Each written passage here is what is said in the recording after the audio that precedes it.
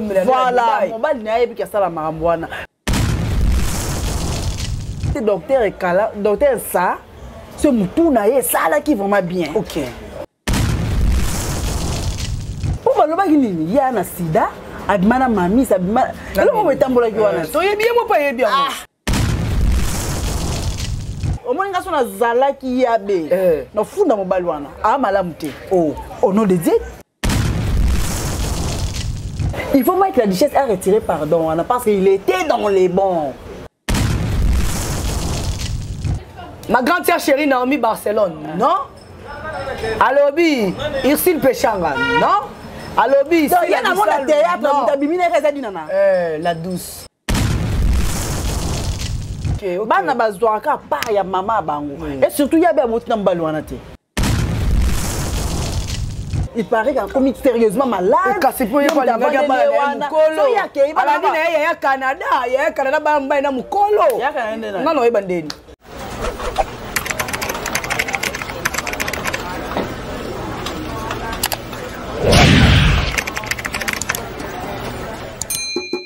CGTV,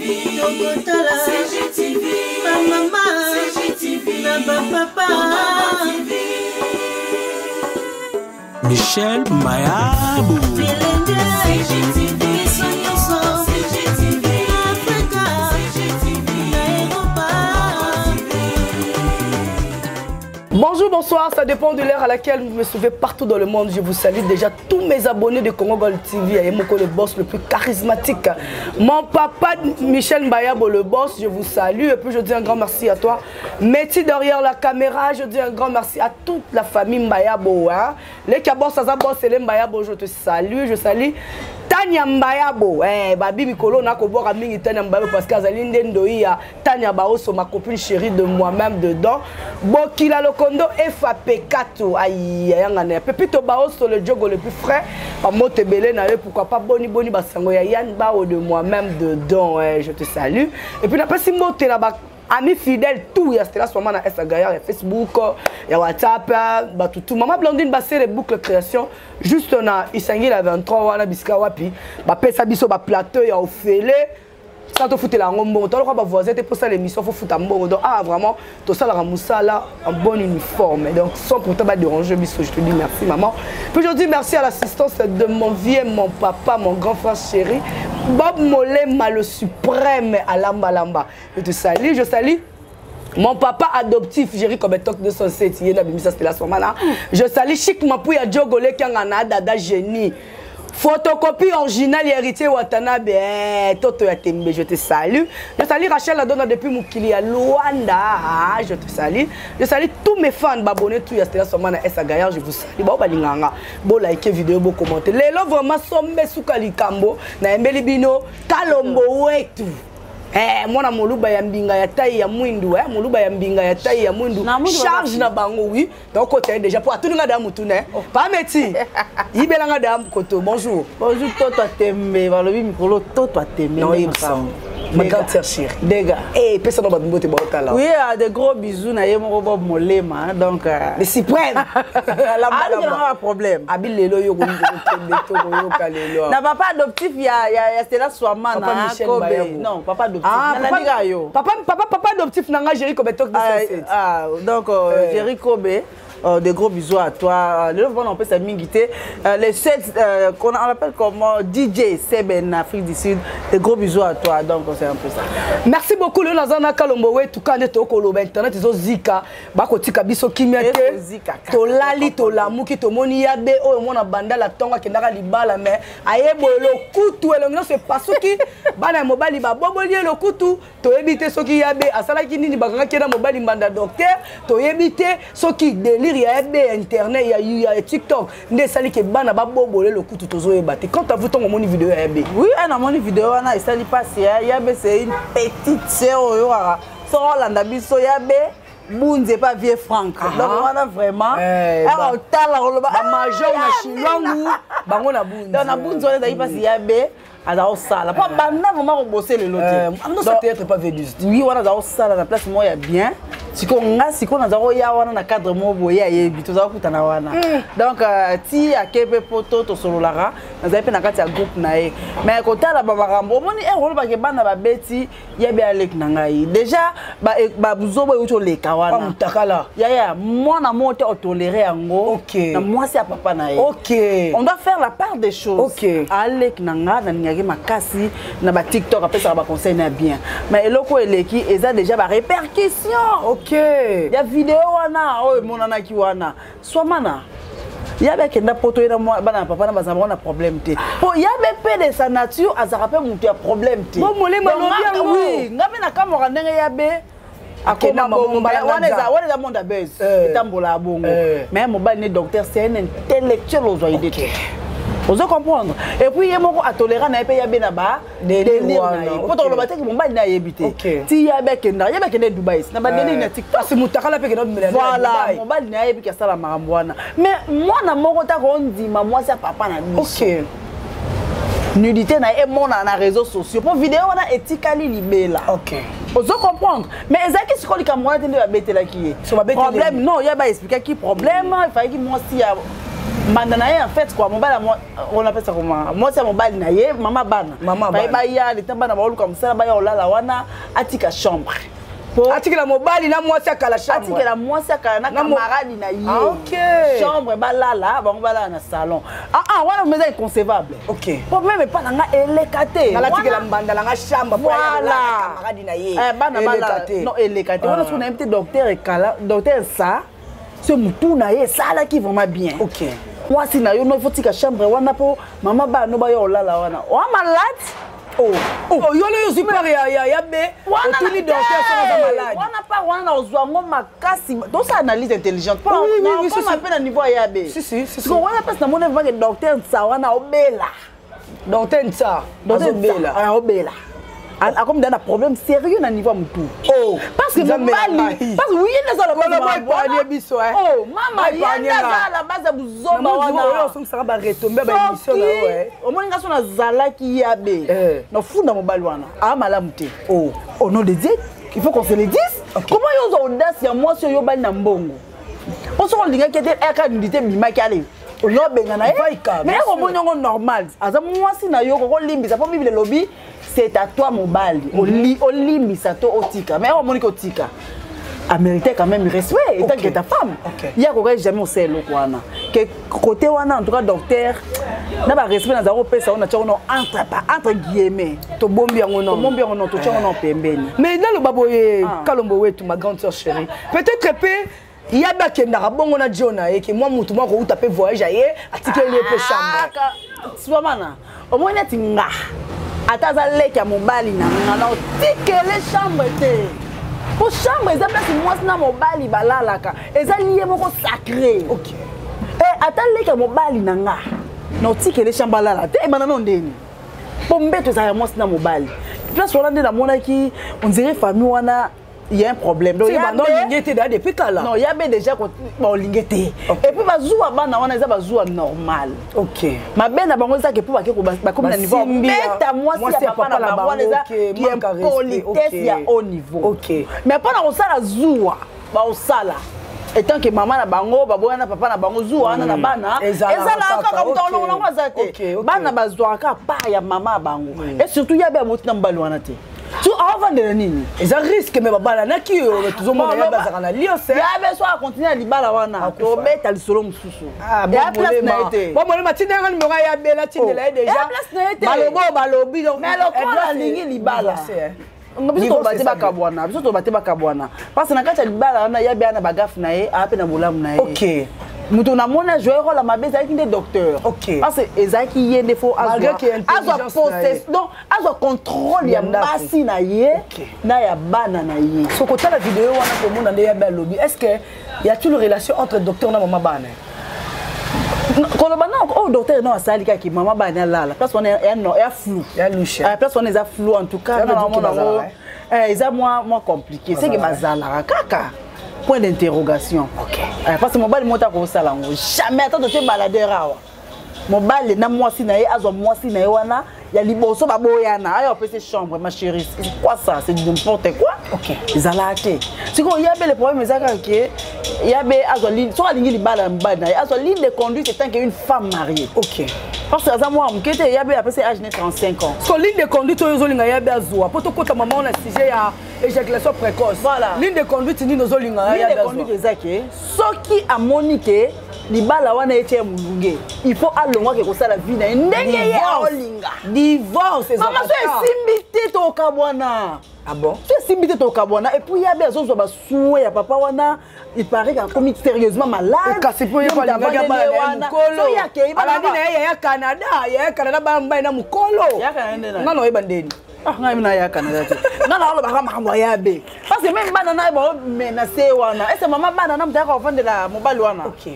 Quelque part ils a bien. C'est que y a bébé so peut tali malamu pe ko zona parler qui na oté. Ko sala ba vidéo azo sala wala ça veut dire qu'il comprend déjà que docteur Nzaza déjà malade, anami luki la rada ya nga libala poso ka kanangi na kemba mo. Asa vidéo nini? Kaso wana ba vidéo na ba mutakala wana na ko sala et puis ba bolé le kutu. Soki asa na peu satisfait na rata libala. Ah binoni. Parce que docteur on dirait malade na ndenge za wana côté kuna et comme na moi problème. Si ko beni a mongo. Aboki ya lokonde fa pe. Ah mongo et que ndaka bongo te.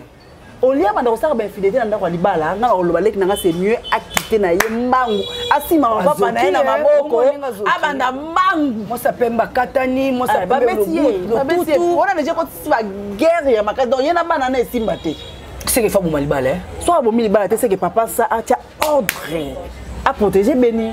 Merci beaucoup papa. Benita. Ya Béni. Benita Kala. Voilà. Merci beaucoup, c'était là Kalombo Wetu bozo ka vraiment ninga zoloba à propos elle qui neto ba no ke mko to so la likamba mabele. Toi to beta li so to beta ba so ba mabele. Est-ce que nous avons ya ba clan coup de tombo ki ka mabele. Na ebisio. Ya. OK. To la lito la muki. Président Caleb a ko ebisa biso vérité cachée, a commissaire biso vérité en face.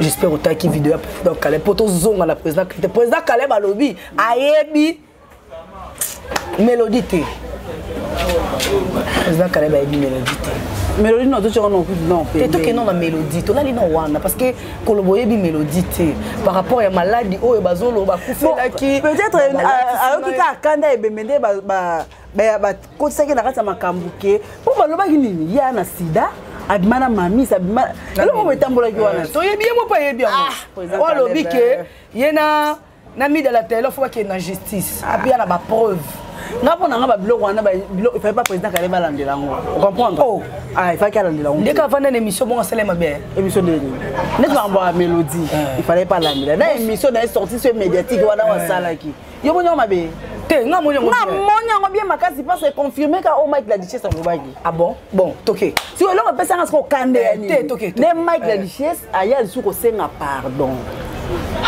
on lobby na on comment ya bien lelo ba retomber na ngoto comment vivre si ko pardon sengaka a retirer en route il faut Mike la Duchesse a retiré pardon parce qu'il était dans les bons.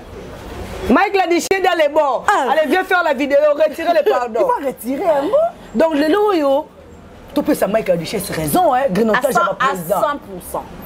C'est que tu peux s'appeler si la bissa le raison que baza ba hypocrite parce que président Caleb dit nana a continuer à toujours ko jouer biloko ya sinar ma beti 12 émissions. C'est que dit nana olongwana yi. Mais est-ce que c'est important président Caleb alors ba relation na yena est-ce attends il y a ba tunyo so sala bimana ba aloba ki on te alobi ma grande sœur chérie Naomi Barcelone non alobi Ursule Pechanga non alobi il y a dans le théâtre mutabimina ka zadi nana la douce alobi il y a lobi relation yebi ezaka ya la douce et puis la douce ezaki na kati ya théâtre te azoe libanda aya na yende on est comme ba haine amoureuse olobi ba haine amoureuse olobi on est comme ba haine amoureuse alors bongo c'est que to rejoindre on vient bon molema haine amoureuse yango wana wana na comme ba haine amoureuse c'est que to rejoindre c'est là sopa na ninga lo barake dina na la douce atika président Caleb na défaut voilà yango wana ba haine amoureuse ko tuna nini natali bali te ya ya ko natali vidéo wana ka lelo o dina na sali te wana o ka ya fete ya gesho ndenge o ya ndenge o kota président Caleb asimi boy dina natali boy a effacé moi ta président Caleb moi vidéo wana ndé na tena bien président Caleb a un problème déjà dit nana haine amoureuse.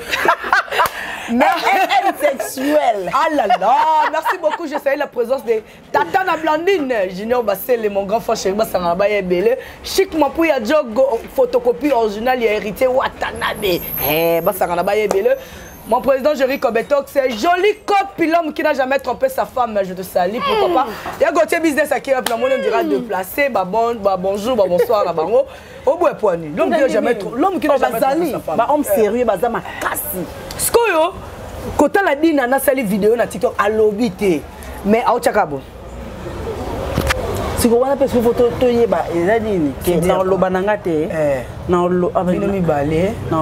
avez deux personnes. Surtout ça, nous analysons le vidéo. Mais binomi balé. On a Caleb nous devons comprendre. On a posé Caleb nous devons comprendre. Mais là si quoi et là on a comprendre. Au moins déjà Kara on a ordonné à passer le président Caleb à Koka. Mais est-ce que journaliste a quitté na fête? A comment qui na mutuna ya fête nene? Il y a d'autres personnes qui disent que le président Caleb a glissé qui question. Oh, maman on a glissé ndeni. Même à ta bise avant tout ça l'émission. Oui, et les gars. Ah maman on posait rendez-vous. Non tout le ah maman on s'en rappelle lever moto sur la nini. Et ça la bongo. Yo kasi ado yo atuni président Caleb. Ba makambo ezaki na mutu na bango te. Non ba yo kana déjà les gars. Président Caleb a hypocrite. Ah donc ana problème dinana. Dinana. Ana problème dinana. Mais nga monyango ezala vraiment événementiel. Yo le baiser le côté dinana bientôt là elle sera mariée. À cause de problème. Ah on va problème na nini. Mutu nyonso za na passé na ye. Bo so abeta ki le passé. Ne tira ba le passé musu na robeta te na vie nanga. Yala ba le passé musu na vie nanga la robeta te po na lo ba réserver à vie. Na robeta ngo tisko dinana ya beti le papa. Est-ce que nous sommes obligés à obéter la mutu passé na yo? Si yango sko revenu nango yango so abeta. Yo na émission qui soit abeta été. Poni yo keneka so abeta été. Te na lobi soki exact tozo supposé au cas où abeta ki ta le mobile OK on a président Caleb a dit que aza président ya moi sinanga. C'est que yeba alingi a détruit a humilié dit na président Caleb. Yango nga no to ko mesika moko. C'est pas une façon ya ko diminuer parce qu'il a senti que dit na nga bala. Président Caleb ezaka analyse alingi a diminuer. Peut-être. Tu vois la présidence là m'a bien peut-être. On a diminué hein. Mamie la chèque pas ça les doigts de réponse. Ah bien. À côté de Dinana. Oh tu à côté de Dinana. C'est que tu as un problème pardon Zamé. Combien d'années? Mamie la chèque. Tu vois Sika. Eh, n'est-ce pas communauté? Mamundele. Mamundele a un problème. Mais Mundele va obtenir une miniature pour dire que vidéo on a Mundele Kara a dit nana ne ebisaki Mundele ebisamba il ne va faire droit de réponse. Tu n'as nini. Donc il n'est pas logique. OK. Même yo c'est là on a mbali na yo. Okuté na fi moko boye oh yebi ke ndenge tokuté na fi wana a se soumettre devant parce que ozaki patron moi ya beti au Kara. Eh bo kende ya yo ça un problème. Abeti na Kara ponto basi. Il faut naïe balé pourquoi. Abeti na Kara ndeni. Et ba inde c'est que bozala kaka. Alors Caleb peut on a pas bongo te la moi c'est à pembe bongo.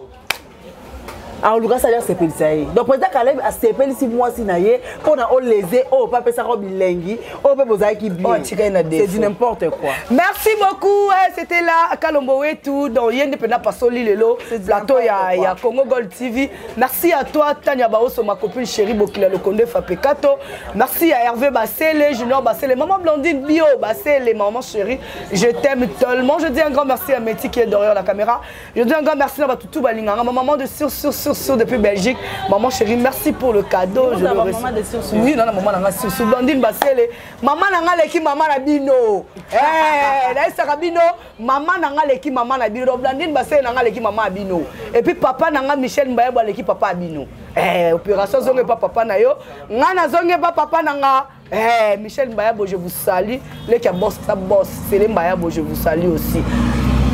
Kalombo we tout qui est la cochité parce que ngonga za rase ngonga tout betaka maman solo parce que le zap na journal misala Kalombo we tout ce que za na mon conseil mongo boye par rapport à vidéo wana sortie médiatique ya président Caleb pour na Mamutu alobaki alobi nenga zwa Hans Luzolo alobi nenga zwa Mike la Duchesse alobi mais le comment ko soulever na yebité ce que za président Caleb olinga ça ba guerre froide mais même ngapé le quoi de le pour le président Hans wana ndenga zwa la ki na mona pe que alobi ma bête alobi que Hans Luzolo za ki sa père ma beni alobi abia zoke na sap ayo comme c'est mutatu mabeni ya lobi objectif émission wana ezaki wana so mbilo so boluka boye objectif émission pona nini mabeni ni président Caleb alobi ngazo linga na yeba mabeni ni président Caleb alobi ando yiwe pa pona moni ya bombole mayebi singa lobi o complexe ya journaliste bon ça va propos na yé mais on a comprendre les années que président Caleb nda pesa ki ba question wana pour ba poser l'émission poser nga bon moi mon dieu émission c'est na coupage bien ya solo pour la ngana mon dieu na chikona yé dans chikona yé soko ko pesa président Caleb conseil mogo à propos mambo à lobby conseil za na moté tikanga vana nga asa de mabe oto ba monso conseil ni dina na la douce avanda na ye mosi kitoko makasi obikazaki miss na matadi bongo yepe sous que ça la vidéo là ça biso sima azo loba te mo saka ba vidéo ko na ketchup na lela dina na ozwa idée donc avant na neve makimia eloko wana ku déjà peut-être nga za na oseka bango et jamais ko yiko traumatiser to tchaboui na belle famille après tout belle famille ya ba belle famille ba yebi ke monde oya YouTube etambola bongo yekenda bongo bongo comme ça mobala dina na lokola papa evi kikuli alobi vidéo abi ekendaka bongo ya YouTube ekendaka bongo karine mokonza baby sina papa evi abekendaka bongo. Merci beaucoup, c'était là Kalombo Wetu, ma grande soeur chérie, tonga to solanaye babi machi wa mumenu ya Michel Mbayabo le boss, babi on déroule mon amour ba le keto pete wa tendance di lingala c'est je te salue et puis je salue tout le monde au balinganga c'est à ce moment donc to ça la bino kaka ba analyse poto za la kaka en le toile ne ba lo ba kaka ya ba actualité quoi. Je dis un grand merci à Métier derrière la caméra, je dis un grand merci à tout Balinga, c'est là seulement na Sagaya. Sandrine Bebonga, moi si y a pas Métier Nakati, je te salue. Nata Bukaka ma à l'aise aigle jaune, moi si Nzambe, je te salue. Angelo Biko, moi si Nzambe Mobimba. Bon molé mal suprême, mon papa chéri d'amour, na papa langa balobara. Ce qui invite à droite, faut tiens micro à droite. Kosim à la gauche, c'est le guito ko kanga émission, je te salue mon grand frère chéri. Ah, on a coaching. On a ba on est ba coaching, ba on y on se ce qui tant aujourd'hui comme ça pandi ma collaboratrice c'était là seulement na monde des médias. Oui, na lo barango tant qui nazolia mbonga YouTube eza papa mususu te babetela nga tolote je suis produit fabriqué par lui dans la théâtre et dans médias c'est lui yango wana so nolia mbona koti western ba reconnaissance be baza militaire est-ce que bango so baza reconnaissance te yango na ba mataka te nga c'est seulement na tala makala mataka pona ndimaka mutabimisanga kotonga botinga na maternité batu ba na ba pampers c'est le roi ba Bob Molema ba prince Luamba ba Zuma kutakane na poudre liboso ba parolanga na vie po enda pesanga pena makamuna na ya maine émission po bata minene bazaka mo oyambanga je osoloni non abuti wapi mais a pesanga opportunité donc merci na Zuma Tumba mon papa chéri d'amour je t'aime tellement alinga bino makas Hervé Borsalino je te salue ya Gauthier business tout comme na suka moment de la fin na puis moment de la fin ezara so bon si vous s'abonner à wa boye na AMK officiel donc on a mode la télé en polo voilà pour na le na bika ba émission tout non ça ka boye donc boye bo s'abonner et on ça bien merci beaucoup à na ba abonner à chaîne Onde Bondimi Congo Gold TV na za liboso na bino mena wa no za za la on dit na CP na ngo o CP na ngo tanya ba o so na CP la chaîne na biso chaîne na so ba kana tera ba o ya solo la ngo ka biso mbali ya solo donc yoni na yambio boza invité to ngolo bo CP na ngo faut vendre ça yo to vendre ça dossier na coordination totale ngo my god merci beaucoup na ba o surtout balinginga Isaac Mayele mon caméraman merci beaucoup à toi maman Philomène Moussa ou de moi-même depuis Washington mutu nyonso albeta ije loteria na posa ke les États-Unis benganga donc na peut son numéro numéro nanga to benganga plus 243 82 82 82 86 67 203 au Benginga Christian Maïdou plus 243 82 86 67 203 au Benginga na rosolo na Christian Maïdou aka donc okende poto wana prise en charge vraiment na biso 0% assuré sénateur américain do yazawana na CP mingi donc c'est un peu ça. Merci beaucoup, tout commence bien, finit bien. C'était là Kalombo Wetu dans ce bon Lukaye, faut Lukaye vraiment parce qu'elle parle bien moi na muluba morobo ya mwindu ya mbinga ya mulebo za pembe non mi Barcelone mais yo za mwindu non mi Barcelone l'équipe na pembe merci beaucoup la pembe Merci beaucoup à tous mes abonnés. C'est ma grande soeur chérie. Je dis merci. Tout Bazaar na assistance. Je dis merci à Papa Junior Basele. Papa Eba na biso tolelai na China. Bambo tebe na yo. Tanya baoso de moi de longue jambe. Chic ma pouille photocopie originale héritier Watanabe. Nicolo ya salionini. Photocopie originale héritier Watanabe. Ya solo. Azaki be kuna héritier Sisaki. Ah kenda ki. OK, tu n'as pas photocopie. Les kangana dada génie, je te salue dada génie na luka yo na lobi na vidéo. Je continue de le lire. Nazo luka to solo ma solo belé za internet. Alors je salue tout le monde au Baningastra sur na Esagaya. Je te salue le meilleur papa du monde, le papa qu'il faut, la place qu'il fallait. Papa l'on ane Sony. Ce indelinga la boutou, ce que c'est 1 million, na reçoit 999 000. 1 franc candé za on n'ose pas papa Junior Basele. Bon côté, maman Blondine Basele bio. Bob Molema de moi-même, mon grand frère chéri, je t'aime tellement. Merci l'assistance. Merci à tout Balinganga, joli copulum qui n'a jamais trompé. Je dis un grand merci à mon boss le plus charismatique, Michel Mayabo, le boss. L'opportunité au Vandi, ça c'est là seulement dans le Congo Gold TV. Papa Nanga à l'équipe Papa Nabango. Quant à moi, on se retrouve à la prochaine numéro avec une autre mission. Bye.